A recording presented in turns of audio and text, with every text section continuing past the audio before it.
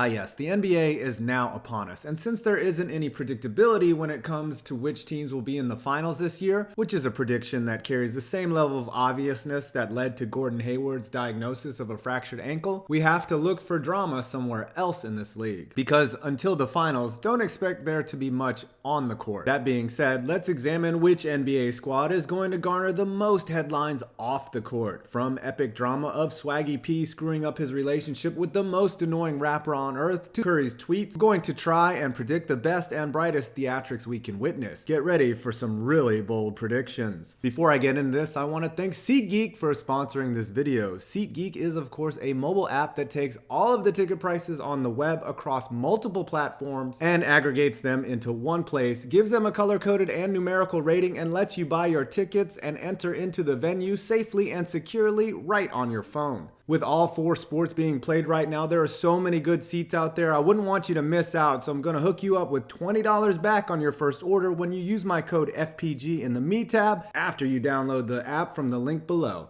Enjoy it! SeatGeek! So we're going to count down which teams in order of magnitude of drama they will cause this year. I don't really have a factor or particular score sheet involved. However, I would think a good gauge is how many Lamar Odom level TMZ incidents occur, how many Twitter shitstorms are caused, and if Perez Hilton is tied to any team drama, then the team just outright wins this exercise. That's when you know it's hit rock bottom. Number 5, the New York Knicks. Okay, so even though the biggest diva on earth got shipped out of town like a garbage barge floating down the Hudson, the Knicks have managed to replace the possession black hole with another very talented but very controversial player, Kristaps Porzingis. They drafted who? Who the f*** is this? This sucker might not even have a fucking green card! Porzingis, the talented center, found himself on the back page a couple times last year, from his beef with Phil Jackson to his failed attempt at hollering at an Instagram model to the swirling trade rumors. He is sort of a lightning rod for drama, which is understandable considering you can't miss him out there. Other subplots to follow is how will the third best player in the league, Michael Beasley, play this year? When does Joakim Noah have an on-court meltdown? Will they lose more than 60 games? And will James Dolan just sell the team already? Number 4, the Oklahoma City Thunder. Here's a nice segue. The team that Melo left is now the team that thinks it has a chance, just like the Knicks had that super team last year. I can't imagine putting 2 of the most selfish players ever on the same court could result in a positive outcome. Maybe if you rotate them in shifts, the other players might get to put their mitts on the rock, but I don't know. On paper, this does look like a decent roster. And thank God for that assist stat, or else Westbrook would hold on to the ball the entire game. Additionally, I hope Westbrook renews last year's FU to KD another year. That show really worked from a drama perspective. Does have some nice pieces around him with Paul George in the mix too. It's hard not to think that this will be the team that will get crushed by the Warriors in the conference finals. Maybe they should go and try to get James Harden back. And KD too.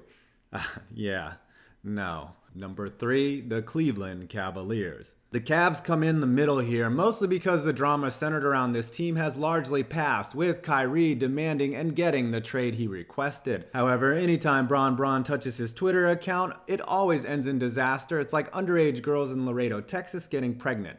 And if you're from Laredo, you totally get that. Anyways, the Cavs are always a lightning rod because everybody knows LeBron is the coach of this team, and Tyronn Lue's job is about as important as a DJ that just hits play on his iPod.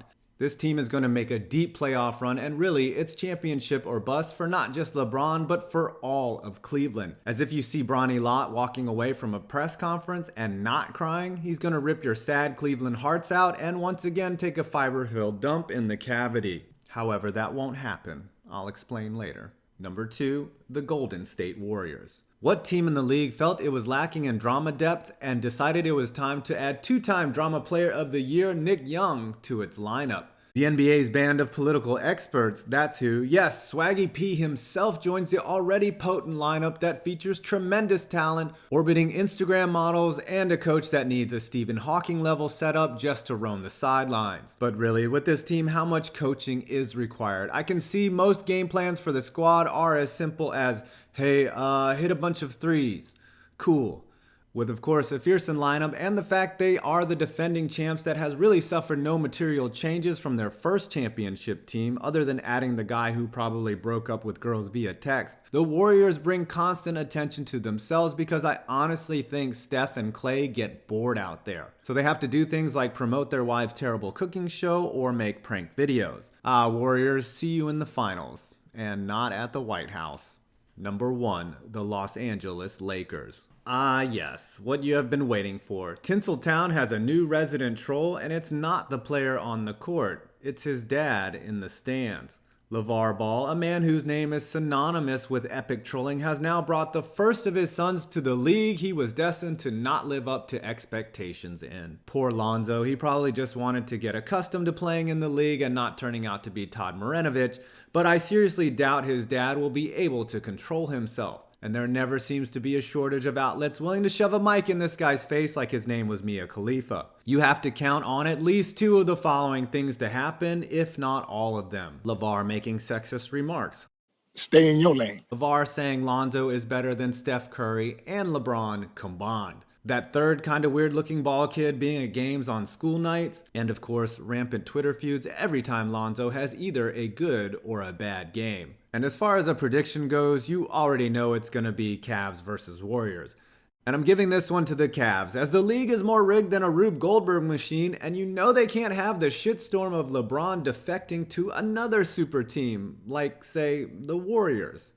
Cavs in 6. I hope you enjoyed this video. Don't forget to download the SeatGeek app from the link below and enter in my code FPG in the Me tab and get $20 back on your first order. And also, please leave a like, comment, or subscribe, and after I say the thing, check out another one of my videos. I'm 5 Points Vids, and you made it to the end of this video. You said it was going to be a great opening night. It was a great opening night. What? How? Explain. Brand went up